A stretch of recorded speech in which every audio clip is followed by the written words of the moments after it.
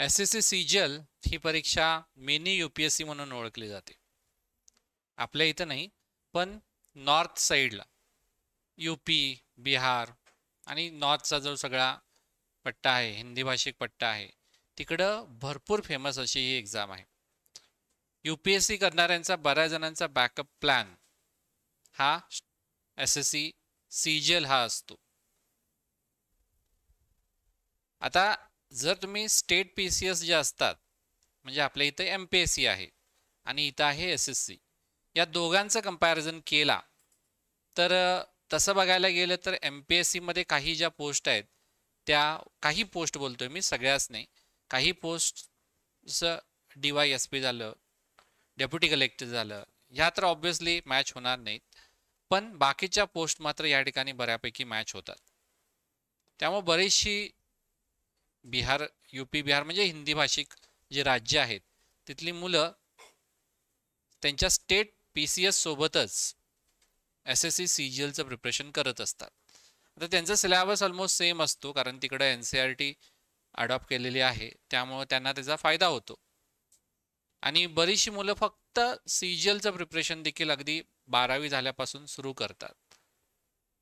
So असं काय craze आहे, तर पहिली गोष्ट UPSCचं तर ऑब्व्हियसली आपण कंपेअर करू शकत नाही, जी पॉवर आहे त्याच्यासोबत कंपेअर करू शकत नाही, कारण ते सुपर क्लास 1 असतं. पण त्याच्या व्यतिरिक्त सेंट्रल गव्हर्नमेंटला जे एम्प्लॉई लागतात त्याची रिक्रुटमेंट ही SSC स्टाफ सिलेक्शन कमिशन याच्या मार्फत होते. स्टाफ सिलेक्शन कमिशन मार्फत ही CGL परीक्षा होते.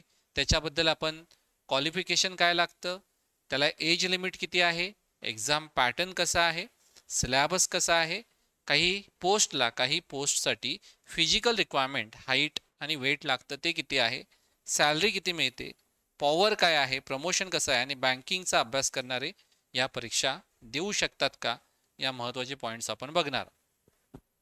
तर SSC म्हणजे काय, तर स्टाफ सिलेक्शन कमिशन, मगाशी मी सांगितल्याप्रमाणे सेंट्रल गव्हर्नमेंटमध्ये जे सुपर क्लास 1 आहे ते तर UPSC घेतं, पण त्याच्या व्यतिरिक्त जे ऑफिसर्स लागतात त्यांची रिक्रुटमेंट, ऑफिसर असेल, क्लर्क असतील, असिस्टंट असतील, यांची रिक्रुटमेंट ही स्टाफ सिलेक्शन कमिशन यांच्यामार्फत होते.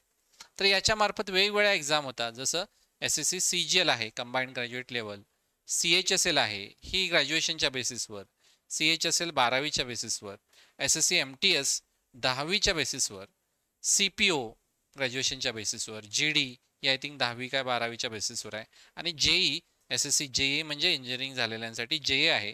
आणि जर तुमचं स्टेनोग्राफरचा कोर्स शॉर्ट हँडचा झाला असेल तर तुमच्यासाठी SSC स्टेनोग्राफर या वेगवेगळ्या परीक्षा होत असतात. यापैकी आपण आता सध्या CGL बद्दल माहिती घेणार आहोत. तर CGL मध्ये कंबाईंड ग्रॅज्युएट लेवल एक्झाम आहे. आता ही कंबाईंड ग्रॅज्युएट लेवल का आहे, कारण या एका एक्झाम थ्रू दरवर्षी 15 ते 18 पोस्ट भरल्या जातात सेंट्रल गव्हर्नमेंटमधल्या.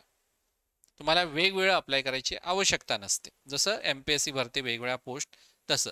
तर यातल्या कुठल्या कुठल्या पोस्ट आहेत, असिस्टंट ऑडिट ऑफिसर, ज्याला AAO आपण म्हणू शकतो, ही ग्रुप B पोस्ट आहे. ओके, ग्रुप B आणि ग्रुप C याच्या ह्या पोस्ट भरल्या जातात. यापैकी गॅझेटेड ह्या 2 पोस्ट आहेत. 2 कुठल्या, असिस्टंट ऑडिट ऑफिसर आणि असिस्टंट अकाउंट ऑफिसर, या गॅझेटेड ऑफिसरच्या पोस्ट आहेत. गॅझेटेड म्हणजे तुम्हाला माहीत असेलच.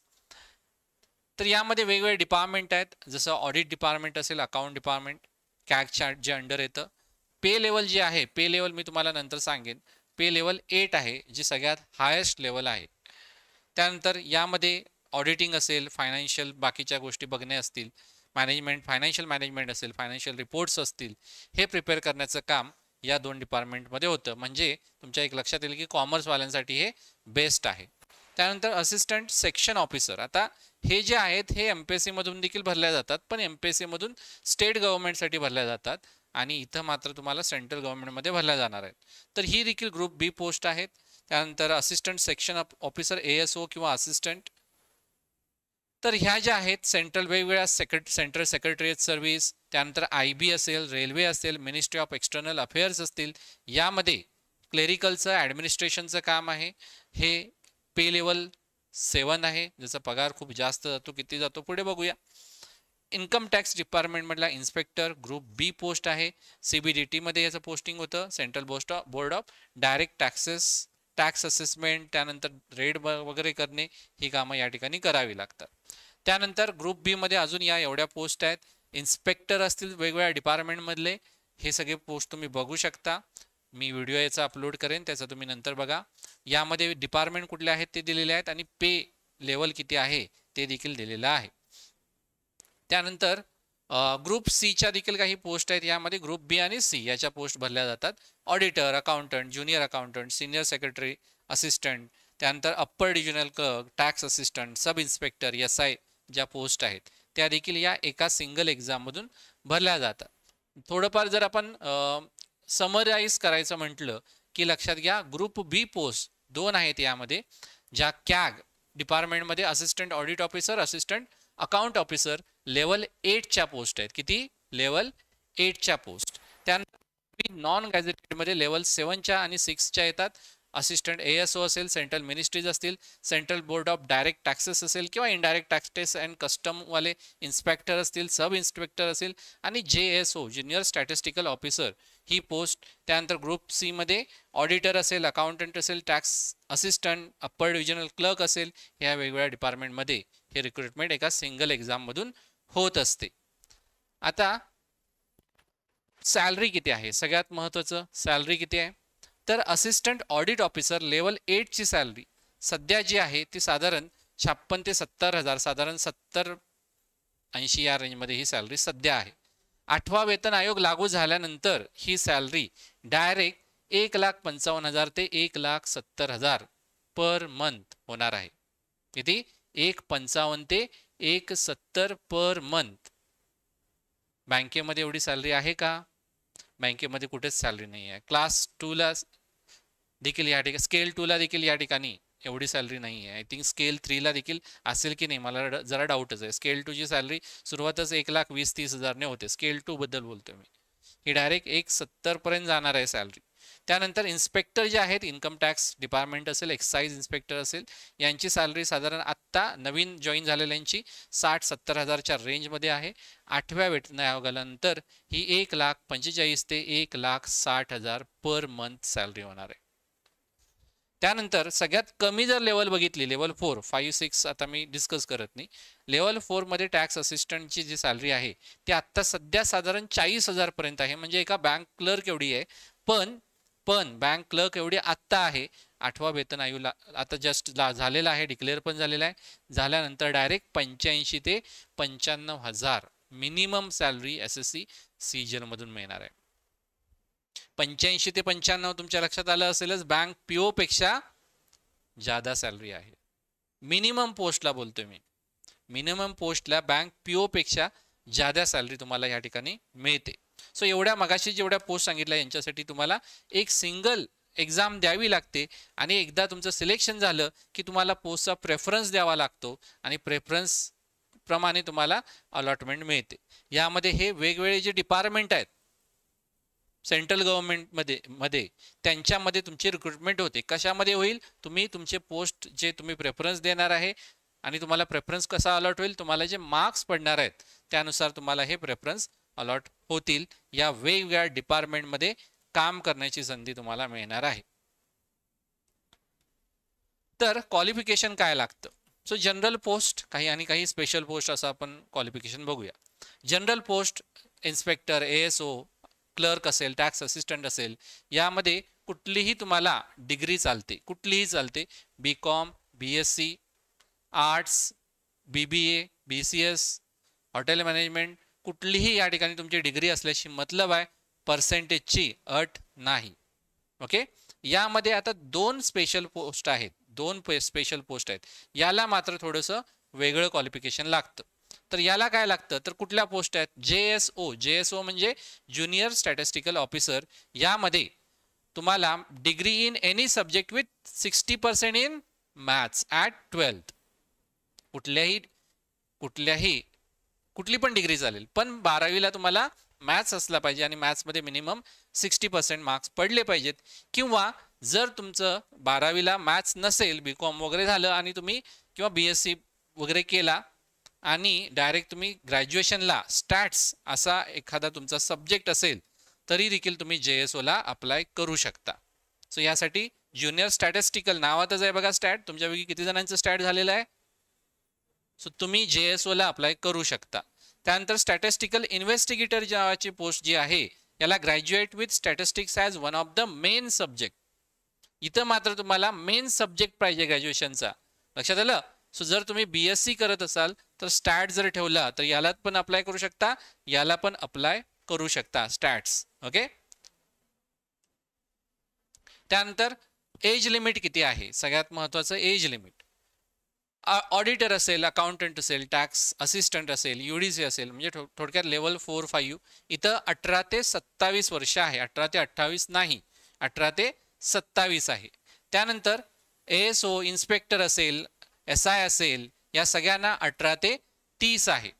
त्यानंतर सब इन्स्पेक्टर जे असतील CBI, त्यानंतर NIA, JSO यांना 30 वर्षापर्यंत आहे, 20 ते 30 आहे.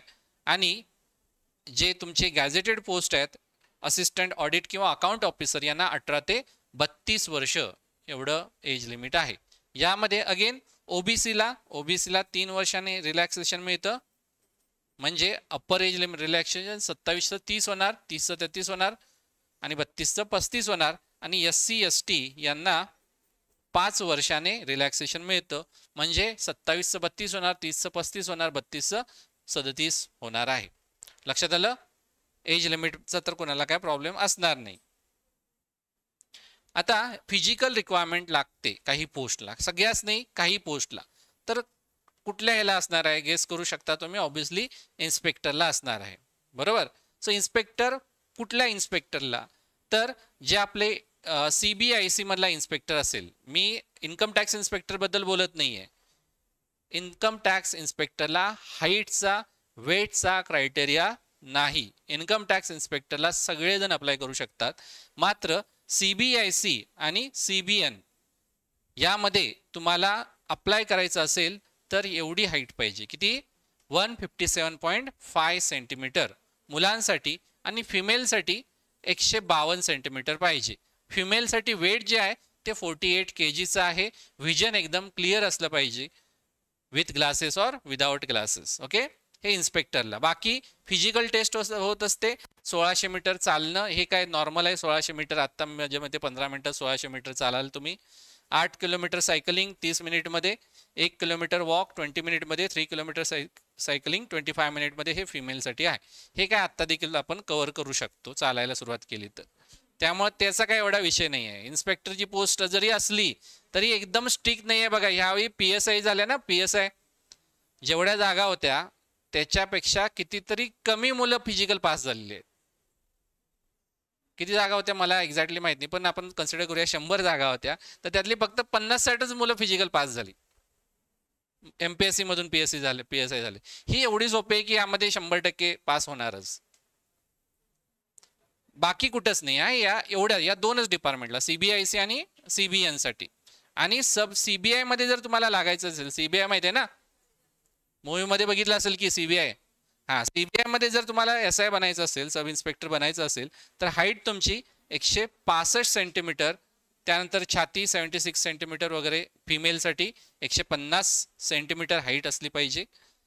बाकी व्हिजनचा देखील क्लिअर असलं पाहिजे. बाकी याला काय फिजिकल टेस्ट दिलेली नाही. सब इन्स्पेक्टर NIA म्हणजे माहित असेल तुम्हाला, टेररिझमच्या अगेन्स्ट काम करते, बरोबर. NIA. सो NIA मध्ये जर तुम्हाला इन्स्पेक्टर सब इन्स्पेक्टर बनायचं असेल 170 सेंटीमीटर आणि फिमेलसाठी 150 सेंटीमीटर लागतं. बाकी विथ ग्लासेस और विदाउट ग्लासेस व्हिजन देखील क्लिअर असलं पाहिजे. त्यानंतर इंटेलिजन्स ऑफिसर किंवा SI NC म्हणजे नॉर्कोटिक्स डिपार्टमेंटमध्ये. नॉर्कोटिक्स माहित आहे ना, नॉर्कोटिक्स डिपार्टमेंट जे ड्रग्स सप्लाय वगैरे त्यांचं पकडतात, त्यांच्यामध्ये जर तुम्हाला लागायचं असेल तर 165 सेंटीमीटर आणि 152 सेंटीमीटर फिमेलसाठी हाईट आहे. सो साधारण बघा सगळ्यात जास्त हाईट ही एकाच पोस्टला आहे NIA मध्ये जायचं असेल तर. आणि ह्या एकदम हायेस्ट पोस्ट आहेत बघा. एखाद्या काहीतरी मोठा किस्सा घडला क्राईम घडला तर त्याचं पहिल्यांदा एक SIT स्थापन करा म्हणून मागं लागतात. SIT स्थापन झाली, त्यांचा रिपोर्ट द्यावा लागतो, ते स्टेट गव्हर्नमेंट देतं. पण त्यांच्यावर देखील विश्वास नसला तर केस कुणाकडे जाते? कुणाकडे जाते? CBI कडे जाते. NIA कडे डायरेक्ट. टेररिझमचं असेल तर NIA घेणार ना, CBI कडे जाते. CBI बघितलं की नाही मूवी मध्ये? CID ते CID कुठले डिपार्टमेंट बाबा? CID मला तर माहित पण नाही CID डिपार्टमेंट आहे की नाही. CBI हे मात्र डिपार्टमेंट आहे. मूवी मध्ये बघत असाल CBI ची धाड पडते. आपले स्टेट गव्हर्नमेंट वाल्या पोलिसांना काही किंमत नसते CBI वाल्यांच्या समोर, माहीत असेलच. कारण CBI वाले डायरेक्ट कुठले आहेत? सेंट्रलचे आहेत. हे कुणाचं ऐकत नाही CBI वाले. त्यामुळे सेन्सिटिव्ह केसेस CBI कडे जातात. ठीक आहे. तर थोडक्यात तुम्हाला वर्दी जर पाहिजे असेल 3 स्टार वाली तर तुम्हाला SSC CGL हा एक चांगला ऑप्शन. आणि हाईट बघा, साधारण सगळ्यात हायेस्ट हाईट ही 170 आहे. आणि 170 म्हणजे थोडक्यात माझी 171 सेंटीमीटर आहे. 171-72 आहे. सो तुम्ही कन्सिडर करा की माझ्या एवढी हाईट असेल तर तुम्ही सगळ्या पोस्टला एलिजिबल आहात. बाकी 170 ही एकाच ह्याला लागते, 157 इथं तुम्हाला लागते आणि 165 तुम्हाला इथं लागते. ओके, जास्त पोस्ट नाही आहेत, या कमी आहेत. सो या 1 2 3 4 ठिकाणी तुम्हाला फक्त लागणार आहे, बाकी कुठं नाही लागणार. बाकी तुम्हाला व्हिजनचा देखील क्रायटेरिया नाही आहे. तर SSC CGL एक्झाम पॅटर्न कसा आहे? आता जर तुम्हाला वर्दी पाहिजे असेल तर एक्झाम द्यायला पाहिजे. सगळ्या एक्झाम ह्या MCQ फॉर्मॅटमध्ये होतात. सगळ्यात महत्त्वाचं काय आहे बघा, आता जर तुम्हाला MPSC द्यायची असेल, इथून पुढे MPSC द्यायची असेल तर MPSC कशी आहे? इथून पुढं वर्णनात्मक म्हणजेच डिस्क्रिप्टिव्ह आहे. डिस्क्रिप्टिव्ह आहे, एवढं सोपं नाही राहिलं आता MPSC. अगोदर MPSC MCQ होतं, पण इथून पुढं मात्र डिस्क्रिप्टिव्ह असणार आहे. आता जर तुम्हाला डिस्क्रिप्टिव्ह जमत नसेल, तुमच्यासाठी MCQ फॉर्मॅटमध्ये SSC CGL आहे. तर याच्यामध्ये पूर्व परीक्षा, मुख्य परीक्षा अशा 2 परीक्षा असतात. पूर्व परीक्षा क्वालिफाईंग आहे, याचे मार्क्स मेरिटमध्ये कन्सिडर केले जात नाहीत. सब्जेक्ट जर बघितलं तर पहिला आहे तुमचं जनरल इंटेलिजन्स अँड रिझनिंग. नाव जरी वेगळं असलं तरी हे रिझनिंगच आहे, त्यामुळं वेगळं असं काय नाही आहे. हे खूप सोपं असतं. ओके, कॉमन सेन्सवाला आहे, हे कॉमन सेन्स रिझनिंग आहे. म्हणजे बँकिंगवाल्यांसाठी तर हे काहीच नाही आहे, म्हणजे अभ्यास देखील करायची गरज नाही, एवढं सोपं असतं. त्यानंतर जनरल अवेअरनेस, यामध्ये मात्र तुमचं history, geography, science, polity, static GK, economy सगळं येतं. त्यानंतर क्वांटिटी ॲप्टिट्यूड, मॅथ्स आहे. मॅथ्समध्ये बँकिंगवाल्यांचं मॅथ्स इथं ऑलमोस्ट सगळं आहेच, प्लस थोडं एक्स्ट्रा आहे. ते जे एक्स्ट्रा आहे ते आपण क्लासमध्ये कव्हर करून घेतो. ॲडव्हान्स मॅथ्स असेल, जिओमेट्री असेल, हे आपण याच्यामध्ये कव्हर करून घेतो. वेटेज त्याला बऱ्यापैकी आहे.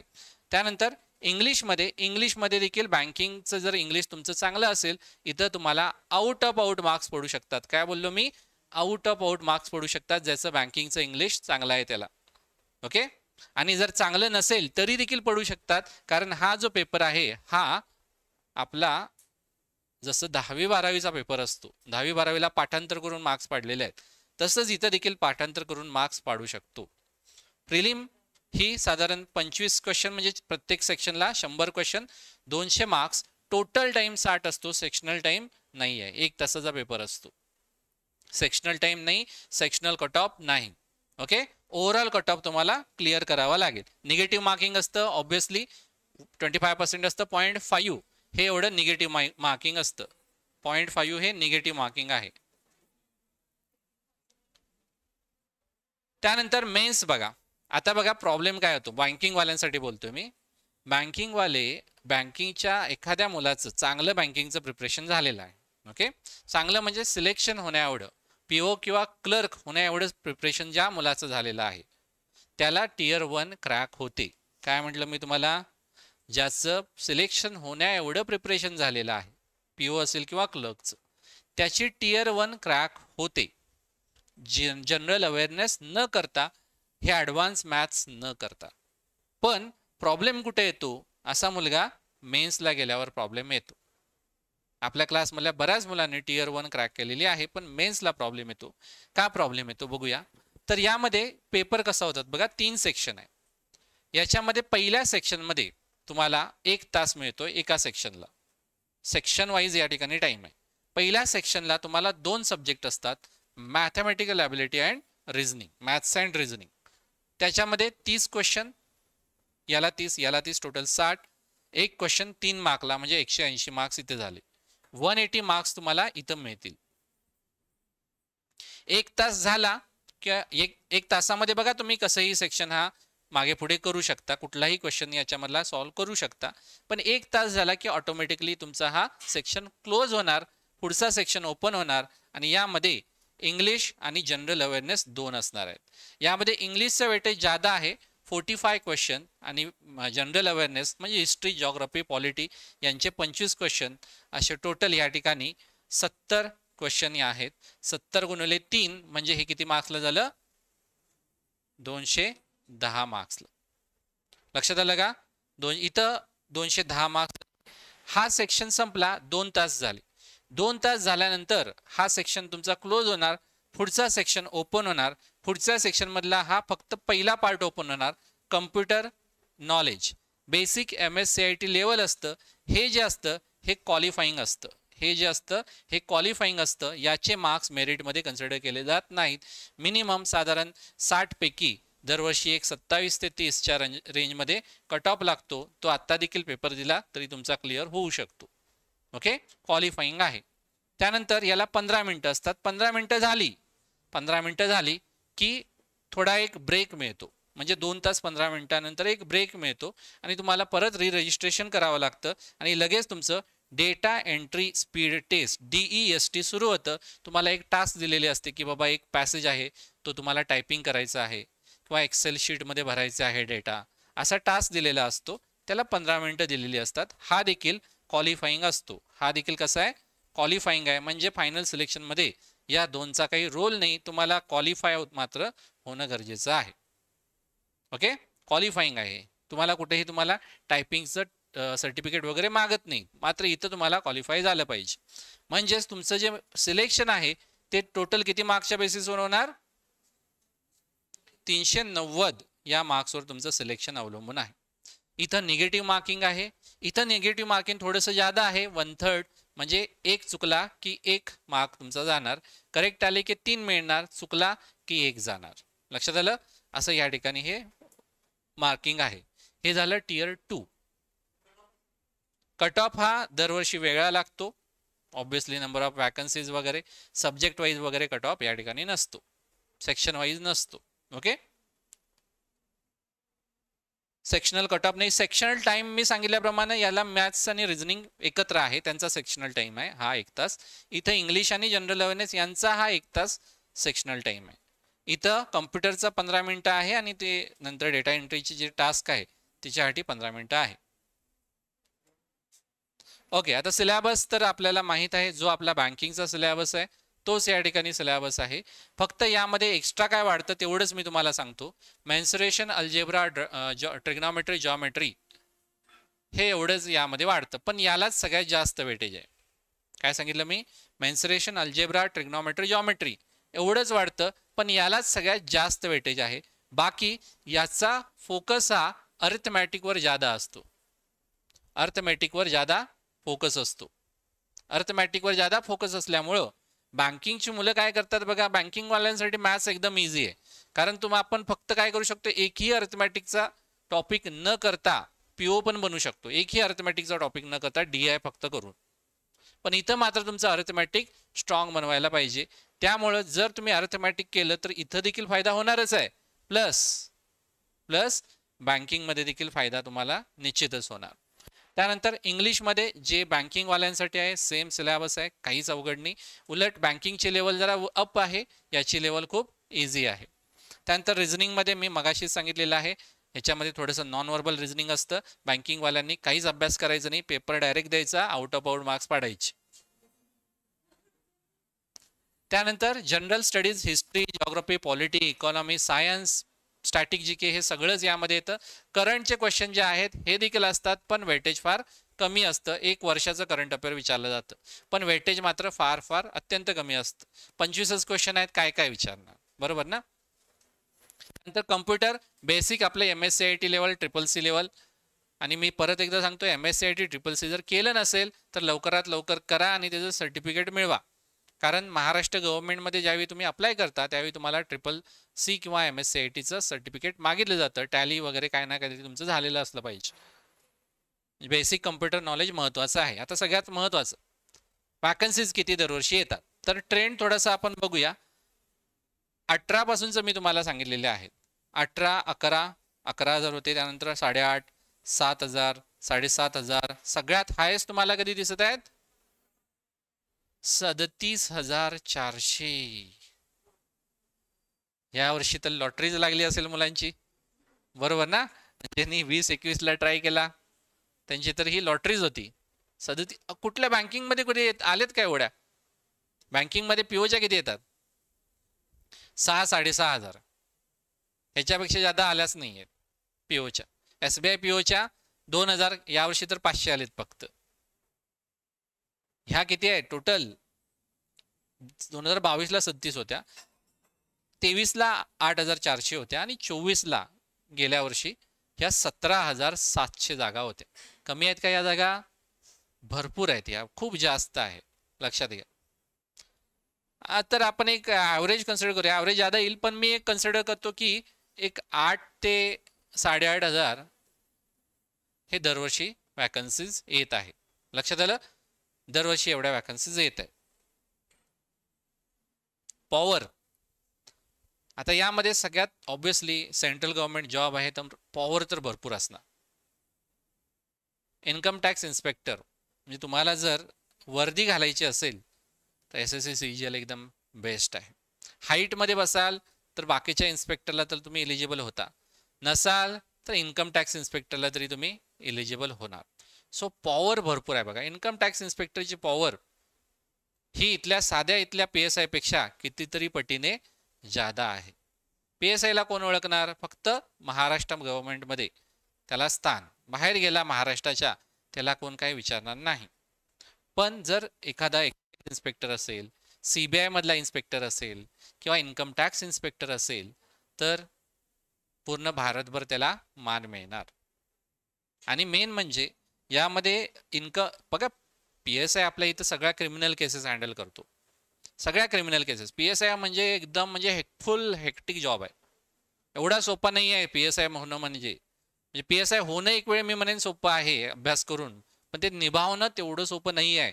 पण यामध्ये इन्कम टॅक्समध्ये जेवढं PSI साठी क्रिमिनल केसेस नसतात, पहिली गोष्ट फायनान्सच्या रिलेटेड केसेस असतात सगळ्या, म्हणजे रेड मारणे वगैरे, इन्फॉर्मेशन गोळा करणे, किंवा बऱ्याच वेळा मॅक्सिमम टाइम डेस्क जॉब देखील असतात. म्हणजे ज्या इन्कम टॅक्सच्या फाईल्स आहेत त्या चेक करणे वगैरे या गोष्टी कराव्या लागतात. सो इन्स्पेक्टर जरी असला तरी डेस्क जॉब या मध्ये बऱ्याच ठिकाणी आहे. मुलींसाठी पण डेस्क जॉब या ठिकाणी अवेलेबल आहे. CBI तर तुम्हाला माहीत असेलच, CBIचं काय वेगळं सांगायला नको. एक्साइज इन्स्पेक्टरला देखील वर्दी मिळते, 3 स्टार मिळतात, आणि इन्कम टॅक्स इन्स्पेक्टरला देखील 3 स्टार मिळतात.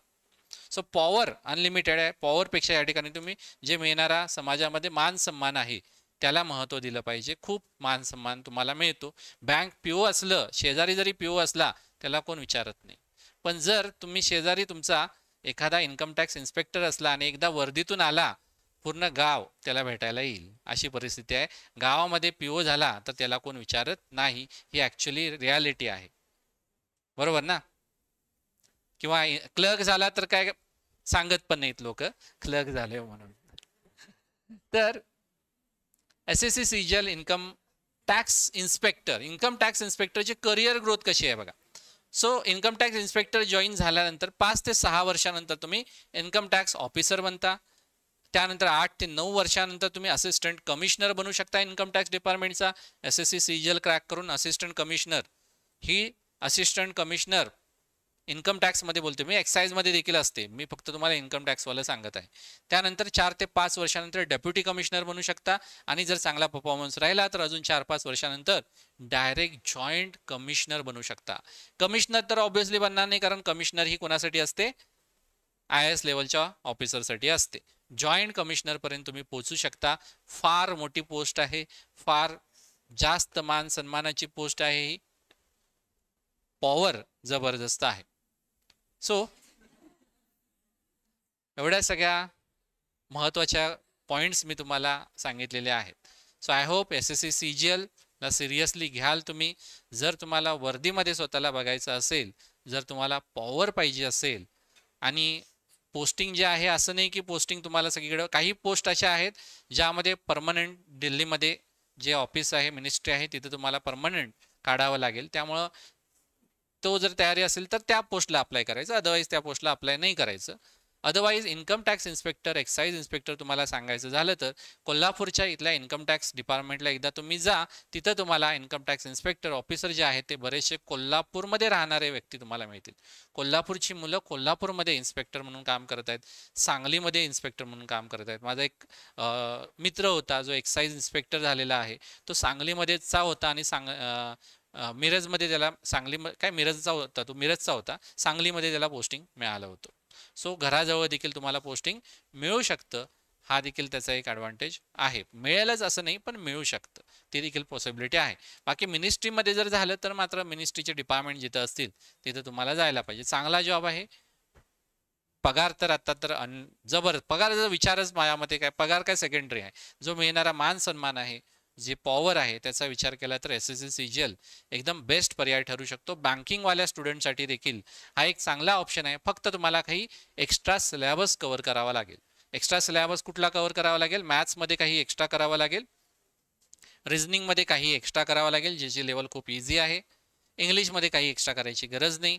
त्यानंतर फक्त तुम्हाला जनरल अवेअरनेस हे मात्र तुम्हाला एक्स्ट्रा करावं लागेल. सो मी जनरली रिकमेंड करतो, फक्त तुम्ही जे आपलं लेक्चर असतं ना ते जरी केलं आणि क्लास संपल्यानंतर रिव्हिजन जरी केले, एक 3-4 तुमचे रिव्हिजन झाले आणि डेली फक्त तुम्ही 1 तास द्या, तेवढं बास आहे. डेली 1 तास जा क्लास झाल्यानंतर, तेवढं बास आहे. बाकी तुम्ही बँकिंगच्या एक्झाम टार्गेट करा आणि at the same time SSC आली तर ती देखील देऊ शकता. ज्या मुलाचं सिलेक्शन PO म्हणून होणार आहे त्याला CGL आरामामध्ये क्रॅक होऊ शकते, हे मी तुम्हाला फुल गॅरंटीने सांगतो. ओके, ठीक आहे.